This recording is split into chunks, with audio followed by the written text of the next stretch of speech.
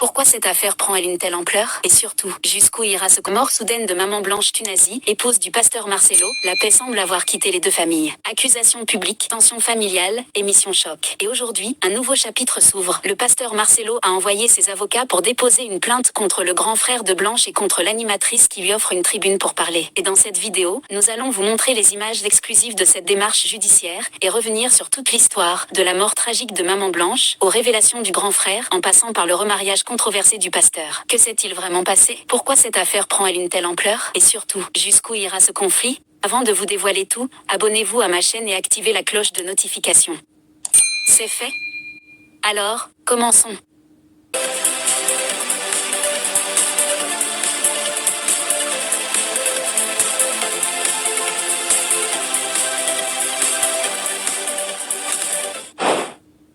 L'histoire que nous allons vous raconter aujourd'hui commence il y a 1 an et quelques mois, avec un événement tragique qui a bouleversé la communauté chrétienne, le décès de maman Blanche Tunazi, l'épouse du pasteur Marcelo Tunazi.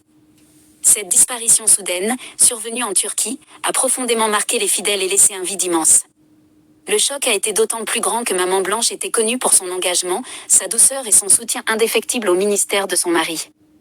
Après son décès, la famille Candolo, c'est-à-dire la famille de maman Blanche, a commencé à exprimer publiquement ses frustrations et ses soupçons. Les tensions sont montées d'un cran lorsque certains membres ont affirmé que des zones d'ombre entouraient la mort de Blanche.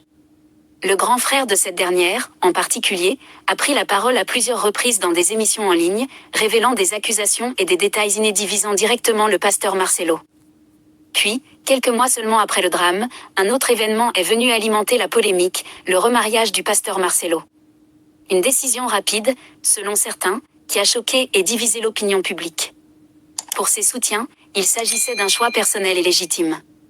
Mais pour ses détracteurs, notamment au sein de la famille Candolo, ce remariage était la preuve que les relations entre Marcelo et la famille de Blanche étaient désormais irréversibles.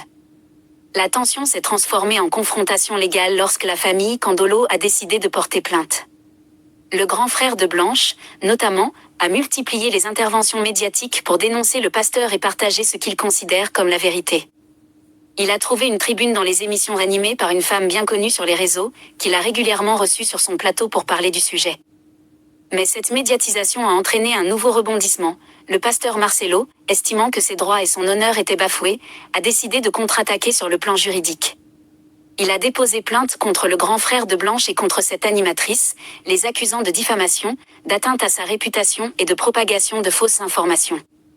Aujourd'hui, l'affaire prend une dimension publique et judiciaire à la fois. Les partisans des deux camps s'affrontent sur les réseaux sociaux, chacun présentant sa version des faits. Pendant que la justice suit son cours, l'opinion reste divisée entre ceux qui soutiennent le pasteur et ceux qui se rangent du côté de la famille Candolo. Le collectif des avocats du couple Kayembe Ministry a annoncé, ce vendredi 8 août 2025, avoir déposé une plainte pénale au parquet de grande instance de Kinshasa au Gombe contre Mireille Kalala, alias Mamu International, ainsi que plusieurs TikTokers et YouTubers. Ils sont poursuivis pour diffamation, calomnie, imputation dommageable, harcèlement médiatique et incitation à la haine, après des accusations visant le pasteur Marcelo Tunazi. Des procédures similaires devraient être engagées en Afrique du Sud, France, Belgique et Canada. Quand c'est vendredi 8 août 2025, la plainte pénale vient d'être déposée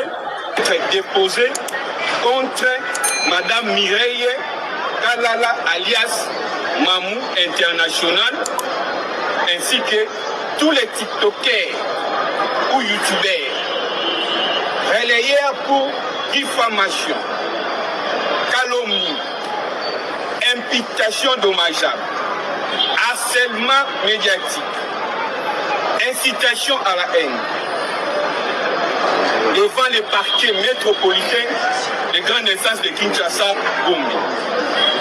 Nous avons été tous témoins, sans préjudice de dates certaines, dans la nuit du 6 août et 7 août 2025, suivant les décalages horaires, des affirmations éhontées, mensongères, indignes d'une femme et mère âgée, la femme dénommée Mireille Kalala, alias Mamu International. Qu'a affirmé sans vergogne sur sa chaîne YouTube que les représentants légaux, Marcelo Tounas, de l'Église et la Compassion, avait agressé sexuellement l'épouse de maître Abed Kayem. Dans son bureau, il vivait de maman blanche à cause de sa silhouette ainsi que tant d'autres propos diffamatoires dans son élément qui a été enregistré sur sa chaîne YouTube et déposé au dossier judiciaire du parti. Cette imputation grave, préjudiciable au couple Kayembe ministre, ne saurait rester impune. Pour éradiquer plutôt les inconduites notoires de quelques youtubeurs ou tiktokers égarés sans éducation et désorientés. Ce qui justifie notre présence sous la place de l'indépendance au palais de justice pour que justice soit faite et que l'auteur de cette imputation diffamatoire et ses complices relayeurs de la dite diffamation puissent en répondre de leurs propos et actes devant la justice congolaise. Nous rassurons l'opinion publique, nationale qu'internationale, que nos confrères de l'Afrique du Sud, la France, de la Belgique, du Canada, et d'ailleurs procéderont également à la même démarche une fois que les faux comptes ou les tiktokers concernés dans les 10 pays seront identifiés. La guerre contre l'impunité, l'immoralité est donc lancée car nul n'est au-dessus de la loi.